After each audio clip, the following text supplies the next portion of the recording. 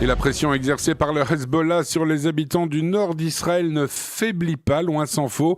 On en parle ce matin avec Avraham Lévine. Il est responsable des contenus numériques du centre de recherche Alma en Galilée, par ailleurs sergent de réserve de Tsahal. Il est au micro, bien sûr, de Lise Benkemoun. Avraham Lévine, hello. Thank you so much for being with us today. My pleasure. Avraham, on le disait dans les informations, la pression du Hezbollah sur la frontière nord d'Israël continue.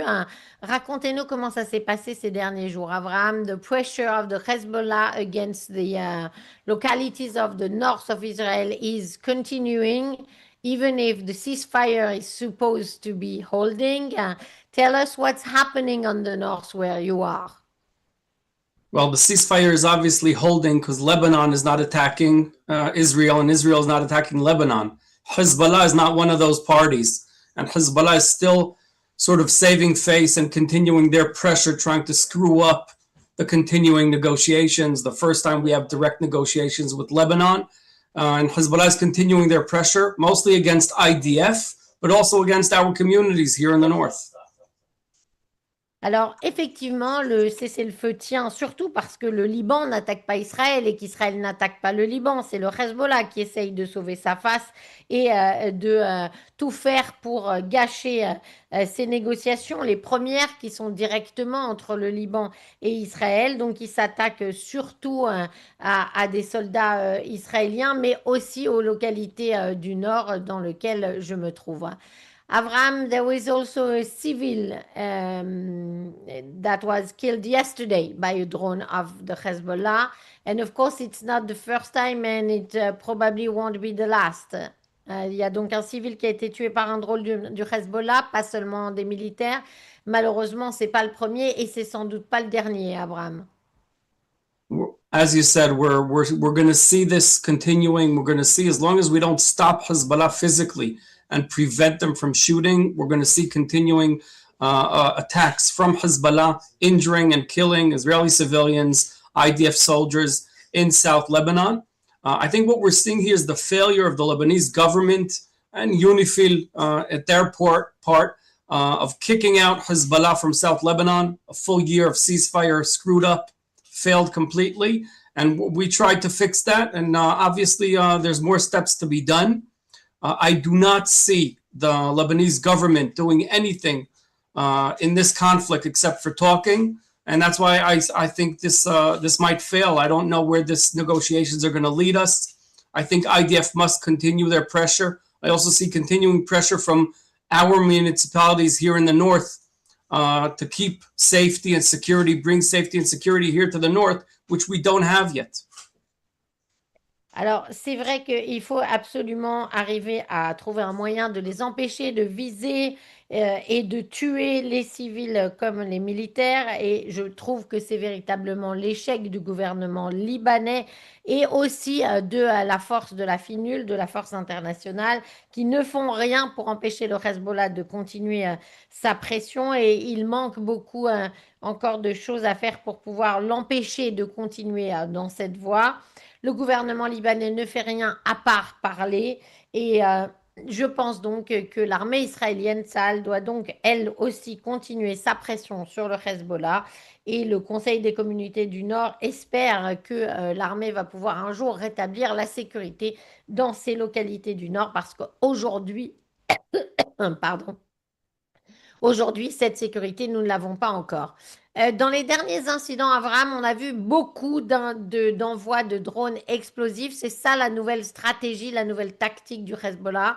Avraham, in the last incidents, we see a lot of explosive drones against the north of Israel. Is it that the new strategy, the new tactic of the Hezbollah?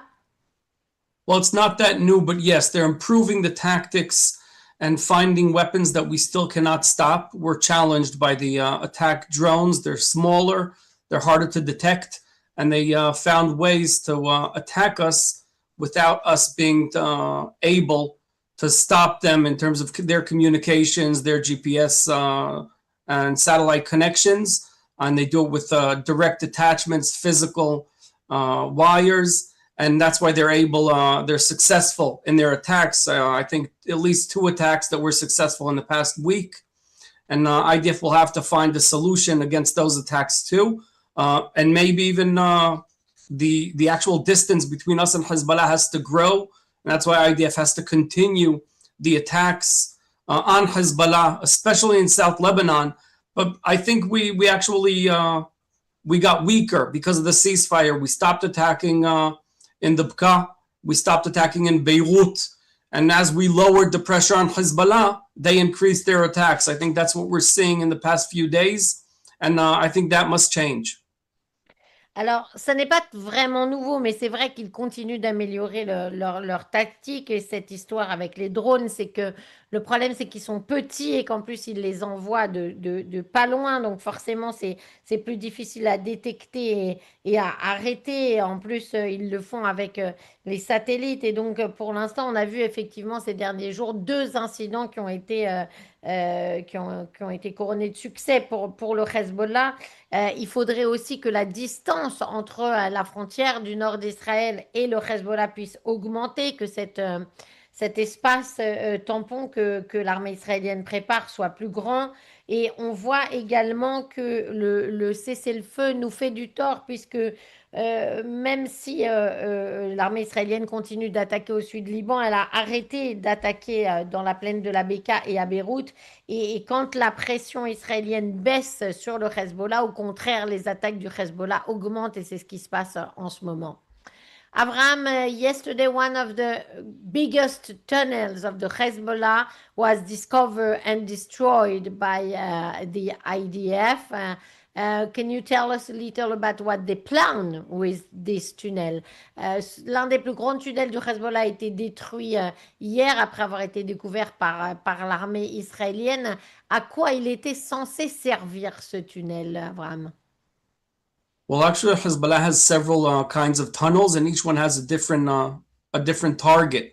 In 2019, IDF uncovered and took care of several tunnels that crossed under the border, under the fence, into Israel from South Lebanon, from the Shiite villages in South Lebanon into Israel. And what we're finding in South Lebanon is the infrastructure to enable them to move from one place, to maneuver from one place to another, and surprise us from under the ground in places where we're already sitting, and that's what we're uncovering now and destroying as much as we can. And that's one of the reasons IDF has to stay in the buffer zone, to completely destroy the infrastructure and to actually prevent continuing of digging and building more infrastructure of Hezbollah, as they did actually from May 2000, when IDF withdrew from South Lebanon, up to 2023.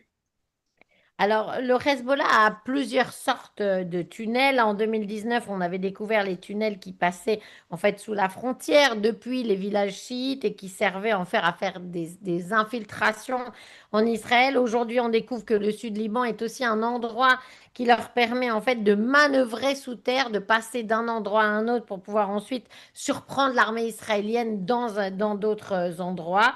Et c'est ce que l'armée essaye de détruire aujourd'hui. C'est pourquoi c'est tellement important que Tsahal reste dans cette zone tampon et continue de détruire les infrastructures que le Hezbollah a construites depuis des années, a mis sous terrain, et donc il faut absolument que tout cela soit détruit au maximum et que les Israéliens soient protégés de cette menace. Avraham, Israel is supposed to talk about schedule, what's happening for the end of a ceasefire, maybe 2 weeks for the negotiation, and then probably go back to combating. On parle beaucoup, Avraham, d'un calendrier pour la fin du cessez-le-feu au Liban. Peut-être que les négociations vont durer encore 2 semaines, mais qu'après ce sera fini. Qu'en pensez-vous? I think one of the things that we have to insist on is allowing IDF to continue operating in South Lebanon, the freedom of operation in South Lebanon against Hezbollah, and actually even more than that, the freedom of operation all across Lebanon against Hezbollah is the only way to make Lebanon and Israel safer.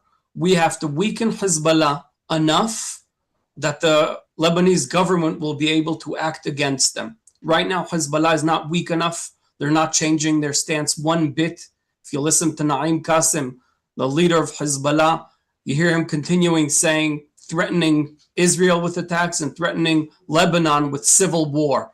And as long as that's what he's saying, Hezbollah will continue. So we have to cut off Iran and weaken Hezbollah in all across Lebanon in order to allow the Lebanese government to do their job, which they're not doing right now. And once they kick in and start working, then we're on the right direction for a safer region here in the north for the benefit of both citizens of Lebanon and here in the north of Israel. Alors, j'insiste, il faut absolument que l'armée israélienne conserve sa liberté de mouvement, que ça soit au sud Liban d'abord contre le Hezbollah, mais même aussi dans l'intérieur du Liban tout entier. C'est le seul moyen d'y arriver, c'est de affaiblir le Hezbollah suffisamment pour que le gouvernement libanais puisse ensuite prendre le contrôle et récupérer le Liban. Aujourd'hui, vous remarquerez que le Hezbollah ne change pas un iota dans ce qu'il a dit. Vous entendez Naim Qassem continuer à menacer Israël, à menacer le Liban d'une guerre civile. Il n'y a pas d'autre choix. Il faut couper le Liban de l'Iran. Il faut que le Hezbollah soit suffisamment affaibli pour que le gouvernement libanais puisse faire son travail qu'il ne fait pas aujourd'hui, c'est-à-dire de récupérer son territoire pris en otage par le Hezbollah.